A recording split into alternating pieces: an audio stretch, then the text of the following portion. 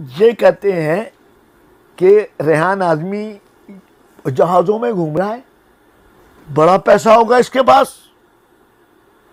भाई मसला ये है, जो मुझे बुला रहा है, अगर उसने टैक्सी का किराया दे दिया है तो उसके अलावा 50,000 से ज़्यादा नोहे लिखने वाला, 10,000 से ज़्यादा मनकबत लिखने वाला, 5,000 से ज़्यादा सलाम लिखने वाला, वो उसके लिए नदीम सरवर, हसन सादिक, रज़ा अब्बास ज़ैदी और रिजवान ज़ैदी, फला फला फला फला, या गली का कोई बच्चा गाजी अब्बास के अलम पर हाथ रख के कह दे कि रेहान आज़मी ने किसी से 2 पैसे लिए। 50,000 नौहों का आपने कभी कुछ नहीं लिया। मैं कह तो रहा हूं कि गाजी अब्बास के अलम पर हाथ रख के कह दो किसी को भी। और वो बात दीगरे है कि किसी ने सालगिरह में, शादी ब्याह में कोई लिफाफा दे दिया हो, उससे मैं इनकारी नहीं हूं, या मेरे लिफाफे पर नियाज़ हुसैन लिखकर किसी ने 10 रुपए दे दिए हों तो उसका इनकारी हूं नहीं मैं, मेरे सर पे है वो नियाज़ हुसैन।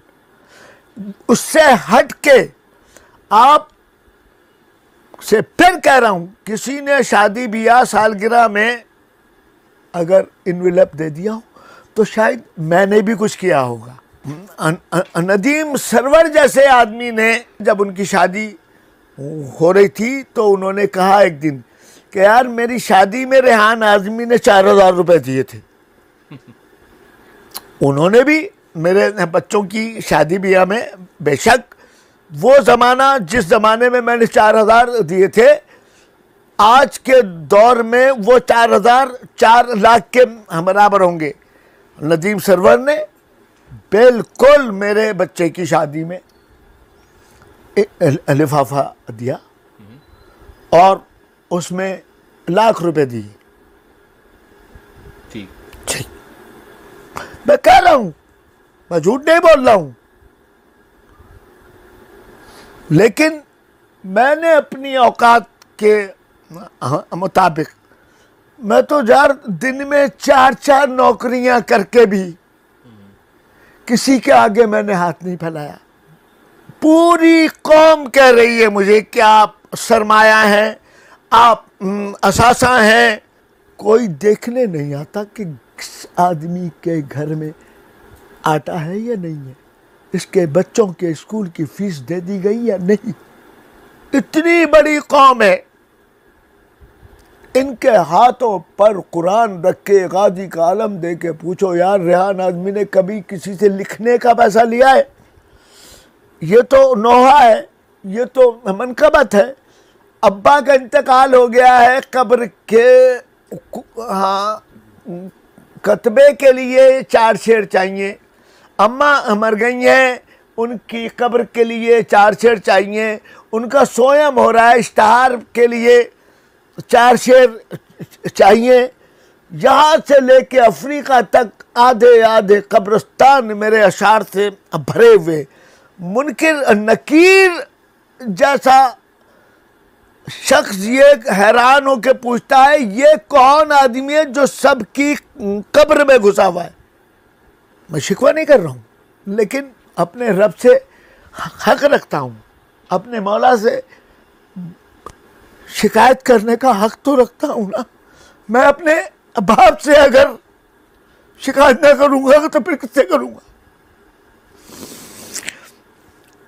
मुमताज़ कादरी, गवर्नर का कातिल, हुकूमत पाकिस्तान ने उसको फांसी की सज़ा दी।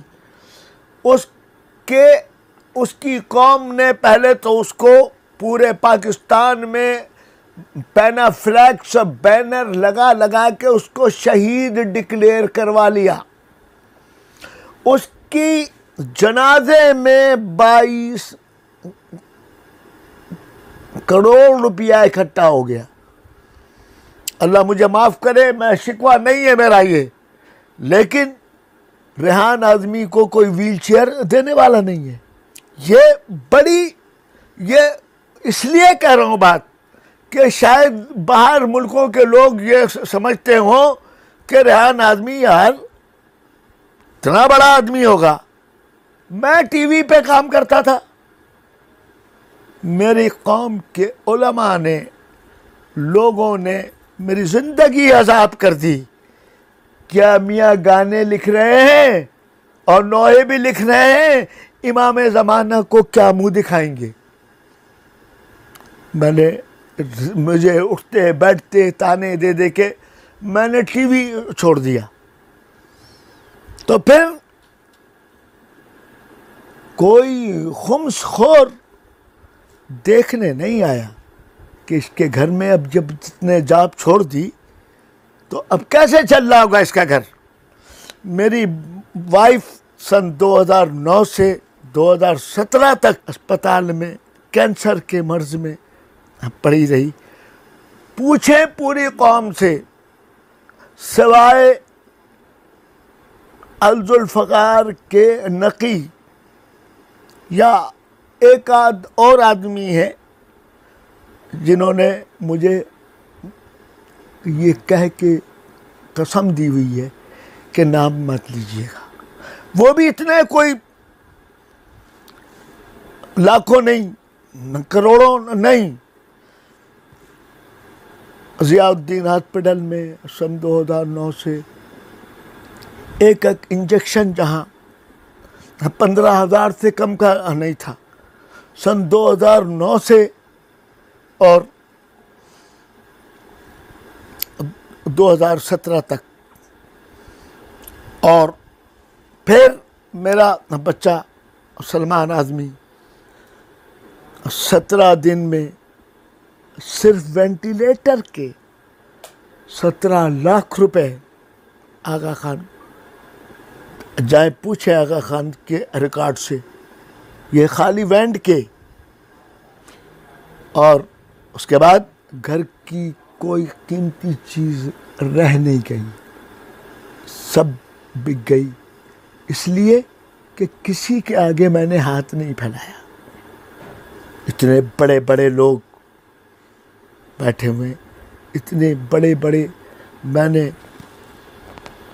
लिखता रहा सारे लोगों के लिए।